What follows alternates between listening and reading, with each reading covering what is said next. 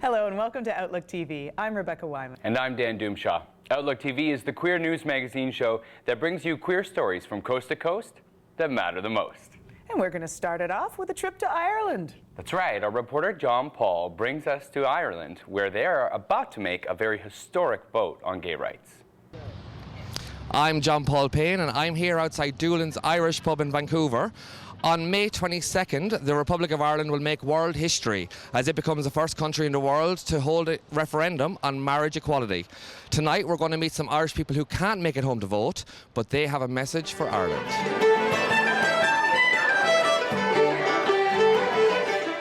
Be my yes. Vote yes. Vote yes. Be my yes. Just be my yes. We realised when this referendum came about that we could not vote, and we're all like a big bunch of friends. Most of us are gay.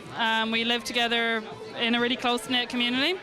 And basically we came about and said, what can we do to get our message across that we really want to get people at home to vote for us? So we decided to collectively come up with the catchphrase, Be My Yes. We're sending the message out to all of our friends, family, people that might not know, people all around the world that are in the same boat as us.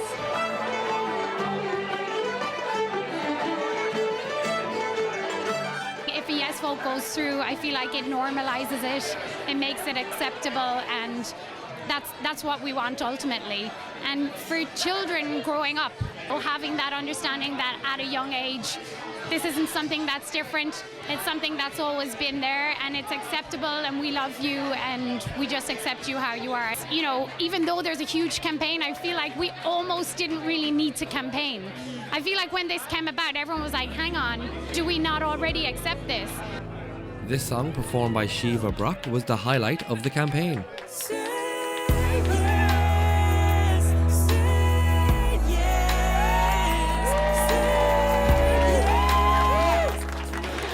Together about 5 years, and we got married last August on Pender Island just off the coast of Vancouver. When it passes, we'll be getting married again in Ireland for sure, yeah. Nothing beats an Irish party, so.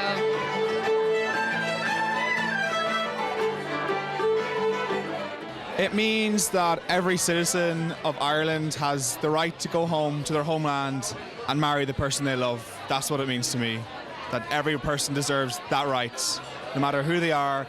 Straight, bi, gay, lesbian, transgender. If it didn't pass, I think it would be heartbreaking. You know, I think it seems that public opinion is so much in favor of it that it's a question now of whether people get up and actually go and vote. I'll be travelling back to Ireland to vote in the referendum for marriage equality, and I'll be catching up with the LGBT community there to see how it is going to impact their lives. I'm John Paul Payne in Vancouver for Outlook TV. Marco. Polo. Skylar in a bathing suit. Water polo. Sports is up next. Well, I'm down on my skivvies, ready to play some water polo with the English Bay Water Polo League. Now, I love to swim, but I have never actually played water polo before, so I'm very excited. And we have a great group of people here behind us. Let's get wet.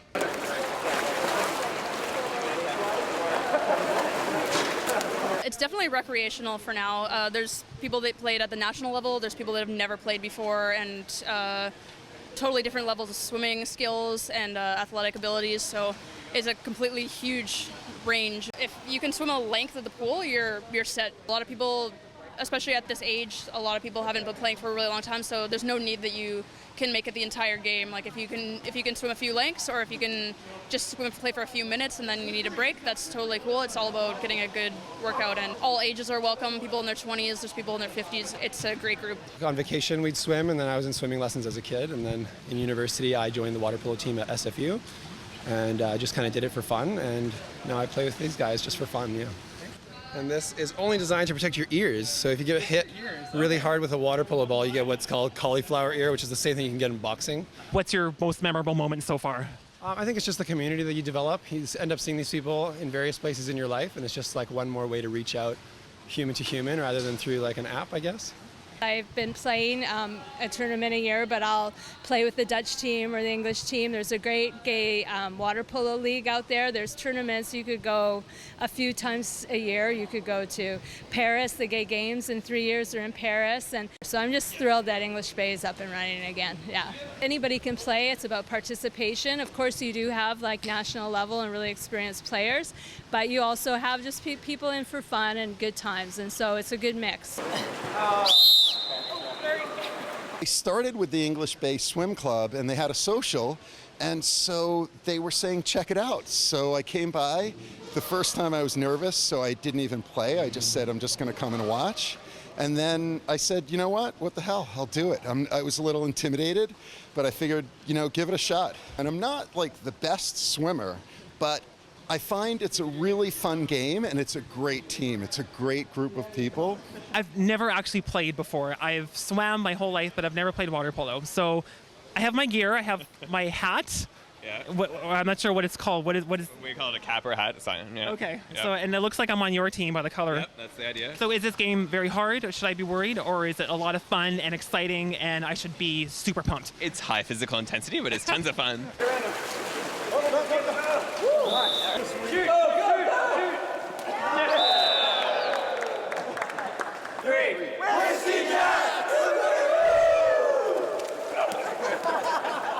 And we're going to have to take just a little break now. But never fear, we've got more queer content here on Outlook TV.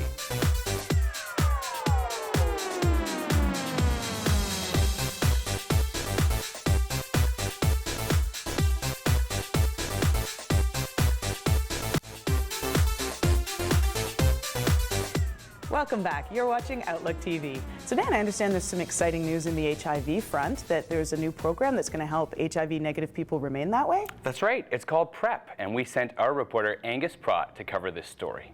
Today we're going to talk to a person in Vancouver who is very well versed on a topic that's of interest to our audience, Truvada and PrEP. Being a gay male, I thought it was really important to look at my full portfolio of safer sex toolkit, and part of that was to look at Truvada or pre-exposure prophylaxis to be able, as an added tool to add to my toolkit to protect myself from HIV.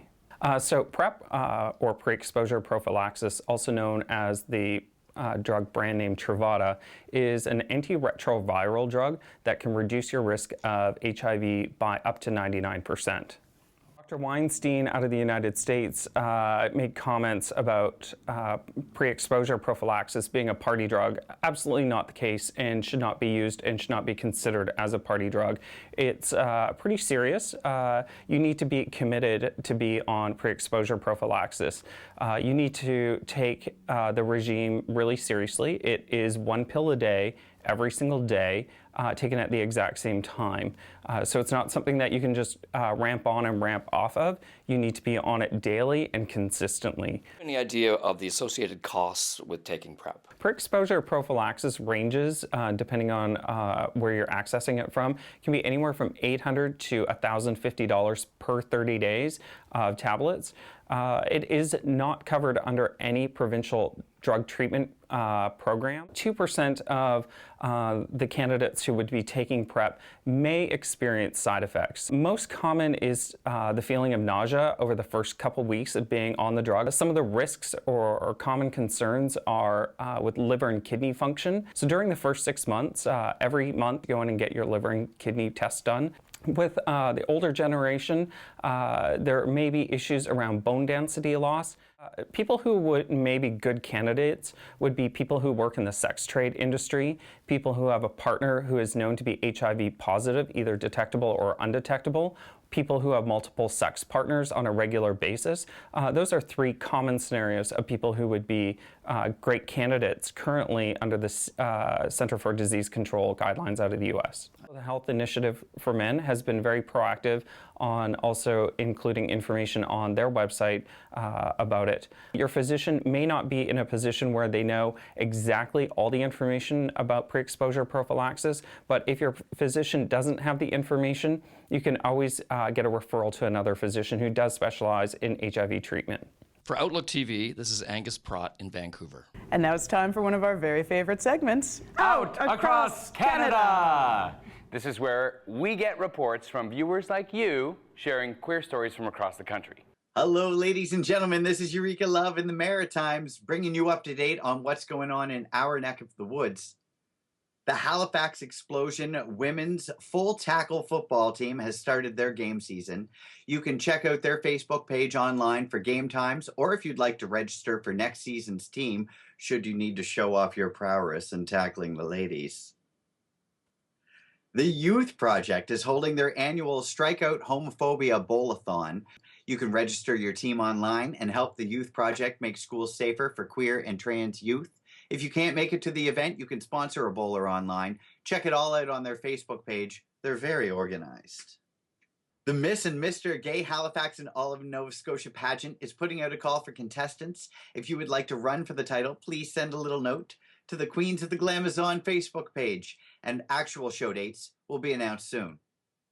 Well, that's it for me in the Maritimes, ladies and gentlemen. Things are finally thawing out, and we're finally having things to do. So stick with me, kids. I'll take you places. Hi, I'm Gertrude Stevens, and this is my husband, Stan. And we have a daughter that's a lesbian, and we're very proud of her, as we are of everyone we've met so far. Prompted by their daughter's coming out, Stan and Gertrude Stevens were inspired to start the Vancouver chapter of PFLAG. PFLAG Vancouver is an organization which was founded in 1989. It was founded by parents and friends of LGBT. And really what that means is these are people who advocate and educate those who may not be familiar with what it means to be LGBT. PFLAG Vancouver has a large heart but a small body. We have been a very small group in Vancouver for a very long time, acting as volunteers. We're looking to change that. We're looking to become a fully accredited board. We're looking to reach out into other parts of Metro Vancouver. They are looking into surrounding areas, one of which is Surrey. Surrey is a huge city. It's one of the largest metropolitan areas in Canada, and we need representation there. There are definitely smaller cities, around Vancouver with ethnic diversity. What we're looking for are people who can really help to support folks within those communities in a very specific way that may be more important for them. The organization has evolved to become more inclusive. One of the things that we've seen as part of PFLAG in the last 13 years that I've been involved is the changing trans community. So we often talk about LGBT, but that doesn't mean they're all the same, and it means that the needs aren't always the same. So in terms of supporting the trans community, we need more people who have experience with their kids who've been trans or people who have transitioned themselves. The organization has evolved. The future for PFLAG, nationally and in Vancouver, is to grow, to become more of an educational force, to be more involved in advocacy.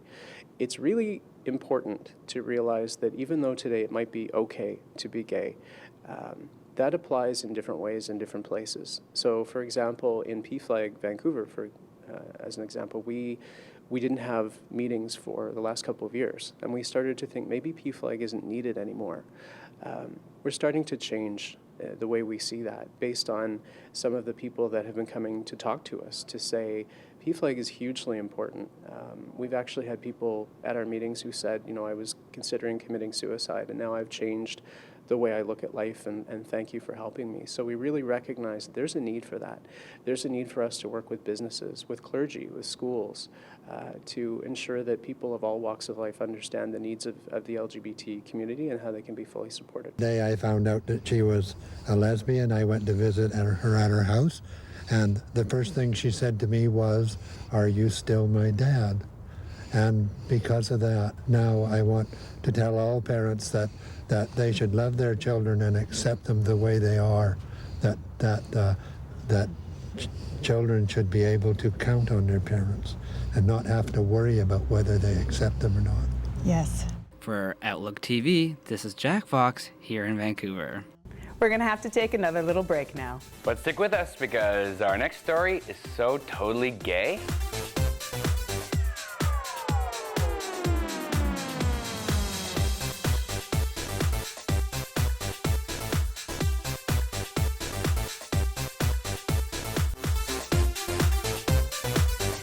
Welcome back. You're watching Outlook TV. Rebecca, can we get a yeehaw? Yeehaw! Yeah. Well, you sound like you belong in the rodeo, the Canadian Rockies International Rodeo. Ooh, is it gay? It's also known as the Gay Rodeo. And our executive community producer, Fred Camperman, brings us the latest on the preparations. I'm talking with Craig McPhee from the Canadian Rockies International Rodeo and Music Festival. Hi, Craig. Good to be here. Can you tell us about the history of the rodeo? Well, the Canadian Rockies International Rodeo has been around for 22 years. We were in Simons Valley Ranch, which is just on the north side of Calgary. But as luck would have it, our event grew and we had to start looking for a new facility in 2009, which at that point we moved out to the Strathmore Egg Society in Strathmore, and we have been there ever since. What events do you have planned for the rodeo? We have all our traditional rodeo events, plus our camp events. And one of the nice components about our rodeo is that on Friday, we offer a rodeo school to people that have never rodeoed before. So if you're 18 or over and you want to learn how to rodeo, come on down to the grounds and you can learn how to do calf roping on foot, steer decorating, shoot dogging, steer riding, and our one fun camp event, which is goat dressing. What musical acts do you have planned for the rodeo? Well, this year we have, as other years, our concert during the day, which we like to feature up-and-coming artists from the central Alberta area, and we give them a stage to perform on. And then this year we have the new component of our evening concert series, and we're really excited about that. We'll be featuring Leanne Rimes on Saturday, Tim Hicks on Friday, and George Canyon will be our Sunday headliner. And they are backed up by Kira Isabella, Tebe, Ty Herndon, the Village People, which we're excited about, Emerson Drive, and Aaron Pritchett. Wow, that's a huge undertaking. How'd you get it all together? Well, ARGRA and the Canadian Rockies International Rodeo Music Festival is a group of 100% volunteers. We put a lot of time and effort into it, and we couldn't do it without the support of our volunteers and everybody that helps us throughout our functions that we put on during the year. And of course, there's our sponsors as well, Molson Coors, Palm Bay, Jack Daniels, to name a few. They have given us a lot of support and help throughout the years, and we thank them for that. What about accommodations? Where can people stay? Well, there's lots of options if you're planning to attend the rodeo this year. Strathmore is 30 minutes on the east side of Calgary on Highway 1. So driving back and forth between the city and Strathmore is one option. You can go on Expedia or any of the hotel booking sites and look up hotels in Strathmore. And one of the unique components about our rodeo is that if you want to camp, you can also camp right on site, and that alleviates the problem of having to drive back and forth. You can come, have a few drinks, enjoy the show, enjoy the rodeo, and go back to your tent and do it all again the next day. Who is able to compete at the rodeo? The one unique thing about our rodeo and all the IGRA events is that men and women are both equally welcome to participate in all the events.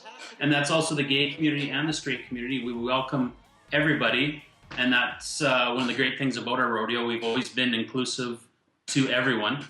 And one of the great things, too, is that in all the rough stock events, men and women are both allowed to compete. Thanks a lot, Craig. Okay. Back to you, Dan and Rebecca. And up next, we've got Skylar Bear at the Ryan and Amy Show. You know what this is, right? I sure do. It is a hilarious comedy show starring Ryan Steele and Amy Goodmurphy, friends of mine, and I'm jealous that Skylar got to go to this one. I'm at Junction on a Tuesday night, sober, for the Ryan Steele and Amy Show. There's a great crowd behind me. Now, this show, I'd like to say, is seasonal, and I am so excited to see their live performance tonight. We're going to check it out. Ladies and gentlemen, boys and girls, please welcome to the stage, Ryan and Amy!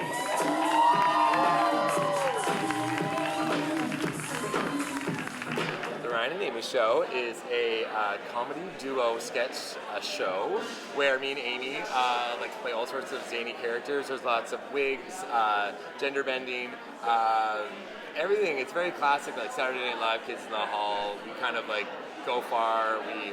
There's smart humor, there's swearing, there's sex humor, there's a good, mishmash of everything.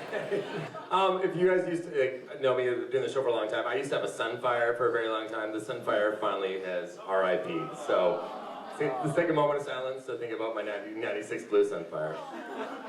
Okay, great. Where does that sense of humor come from? Like, what sort of drew you to the comedy that you do? I think our comedy comes from just, like it sounds so weird, but just us, like in the way we were raised and the way we are.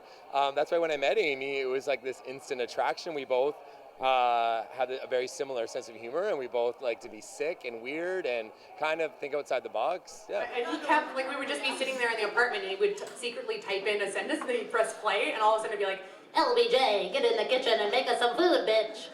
The Ryan and Amy show is all about crossing the line. It's all about saying things you shouldn't say, taking the piss out of everything you can, gender bending. Ryan is often playing a woman, I'm often playing a man. It's basically, it's kind of a mismatch of like everything. Like, here we go. Here we go, Chantel. Here we go. Puck's about to drop here. Whoa, whoa, whoa. Watch out for number 19, honey. She has developed way too early. I mean, the sky's the limit for us. We want to take our show on tour. We often go to Toronto. We're going to go down to LA. We perform on cruise ships. We're lucky enough to have a following all over the world. Every time we get a new follower, I'm always instantly checking, especially on our Instagram, where are they from? And it blows my mind how far our material gets. We're so lucky and thankful for, there's people in Australia, people in China, people in England. They play our videos in bars in England and down in Mexico as well that we had no idea. I thought she had the hots for Brandon. Oh my God, newsflash. Brandon's flaming too. I love the Ryan and Amy show. Yeah. How long have you been fans of theirs? I don't know, maybe like a couple years. My good friend over here that is shy, he introduced me to Ryan and Amy, and we love their YouTube channel. We watch it all the time. Yeah, they are hilarious. Yes. Monster is our favorite, I think. Ride or die. Guys, follow us on Instagram, like us on Facebook. We love you, Ryan and Amy.